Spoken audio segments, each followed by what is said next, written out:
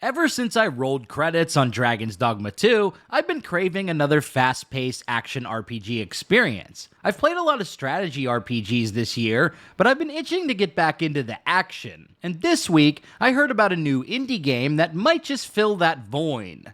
The game is called Voin, and it definitely fills that action RPG-sized void in my heart. Voin is a brand new first-person action RPG developed by one guy in Unreal Engine 5. In this video, I'm going to give an overview of Voin and show off some gameplay so you can decide if this is something that piques your interest. If you want to check out Voin for yourself, there's a free playable demo available right now on Steam. So click on my link in the description to learn more, and be sure to wishlist the game on Steam as well. Voin will be available on PC, PlayStation 5, and Xbox Series X when they have a full release. Big shout out to the developers Sozadar and Tiny Build for sponsoring this video. Without further ado, let's dive into Voin. I am your master, and you are the pinnacle of my creation. The first thing I noticed about this game is that the combat is very visceral and responsive. The general flow of combat involves making use of timed dodges to create windows for using powers and weapon abilities. When enemies glow yellow, hit the shift key to dodge out of the way, and if you time it right, you'll perform a perfect dodge, which makes you temporarily immune to damage.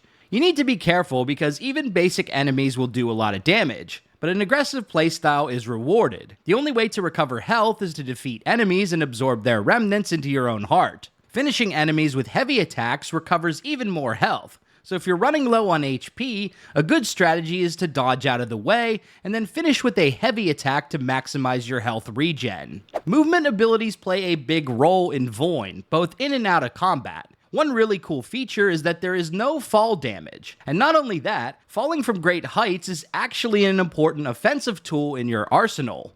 When you jump from a high ledge, you'll create an AoE electrical explosion that deals massive damage to anyone caught in the blast. Early on in the demo, you'll pick up your first rune, which unlocks runic weapon abilities. The first ability you'll get is Runic Strike. This charges up your blade with lightning upon successive hits. When the blade is fully charged, you can unleash a chain lightning ability by using a heavy attack. In addition to these runic abilities, you'll also unlock combat powers by collecting these motes of power. The first ability I unleashed is called Vortex, which casts a spinning blade out in front of you that deals AoE damage to anyone caught in its radius. Now, as I played the demo, I played around a lot with the Vortex ability, but I wanted to walk through some of the other abilities that are available in this game. So for instance, we have Rune Infusion. The surrounding magic energizes all runes on my weapon. This enchantment temporarily makes the weapon to strike with accelerated electrifying blows. You got Lightning Sting. I leap backwards, hovering momentarily as I gather electric energy, then I plunge forward in a precision strike, channeling a burst of lightning through the weapon. I kind of wish I would have picked this one up. That sounds really cool. Then we've got a Whirlwind ability, which I think Berserker enjoyers will love. I start spinning with my weapon extended, transforming myself into a deadly whirlwind that damages and knocks back all monsters it touches, as long as I have enough knockback charges. And this one sounds really cool. Skyfall. I focus for a brief moment to gather enough energy, then catapult myself forward and up. While in the air, I can perform an instant lightning strike, launching myself downward and disintegrating all monsters on impact. There are tons of different powers to choose from, so you'll be able to craft your own unique build and playstyle as you progress. Outside of combat, when you sheath your weapon, you unlock a teleport ability, which allows you to cover great distances. Think of it like an air dash. You can chain these together with teleport anchors you find throughout levels to reach new heights and areas you otherwise couldn't get to. You also have the ability to double jump, which is nice. On top of that, having your weapon sheathed allows you to perform lunge attacks, which can be a great opener for a fight. The movement just feels so clean in this game, which is a stark contrast to the dark and gritty aesthetics. While the gameplay of this game isn't Souls-like in nature, the aesthetics are certainly reminiscent of Souls-like dark fantasy games we've grown to love over the past decade and a half. As for the story, you play as a nameless elemental servant created by a powerful mage. Your goal is to become the weapon of your mysterious creators and embark on a journey to cleanse the world of a deadly plague that has consumed all life, which basically involves killing lots and lots of monsters. And bosses as well. The first boss fight of the demo is Omot the Devoted, who I killed on my first try because I'm a real gamer. After completing a level, you can return to the hub area called Americt. Think of this place like Round Table Hold in Elden Ring.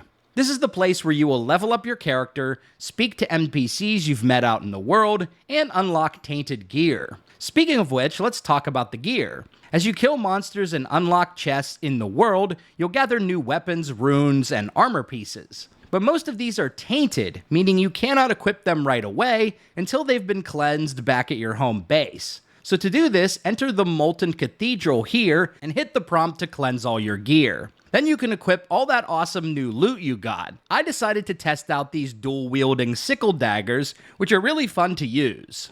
Another thing that's important to pay attention to with your gear are the passive stats that you get on each different weapon. As you scroll over these weapons, they each have a different passive ability. The higher quality weapons will have even more abilities. So for instance, this Elder Blade has more passives than a Tempered Blade, which has more passives than a Fledgling Blade. And some of these are incredibly powerful, so you want to keep an eye out for those. So for instance, these Poison Blades that I've been using, these sickles, apply a really powerful poison debuff. So each successful hit applies a stack of poison. Upon reaching 12 stacks, the monster takes a significant amount of damage and is stunned for 4 seconds. You can get some other interesting ones, like every 10th successful hit creates a magical barrier for 5 seconds that grants immunity to damage while standing inside. This blade called Frost Core has a really cool passive. Successful hits expand the aura of frost that periodically does 11 damage to all monsters around. Over time, aura gradually fades. So again, as you're out there farming gear,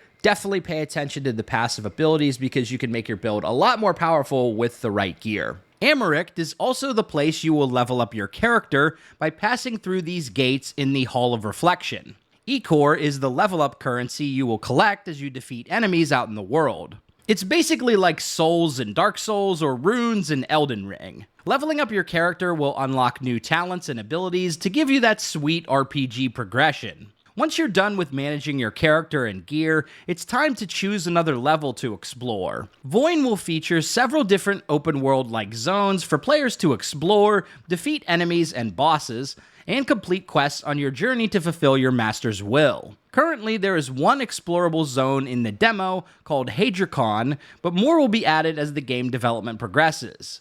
I could sit here and describe the gameplay all day, but let's actually see it in action with a little showcase, shall we?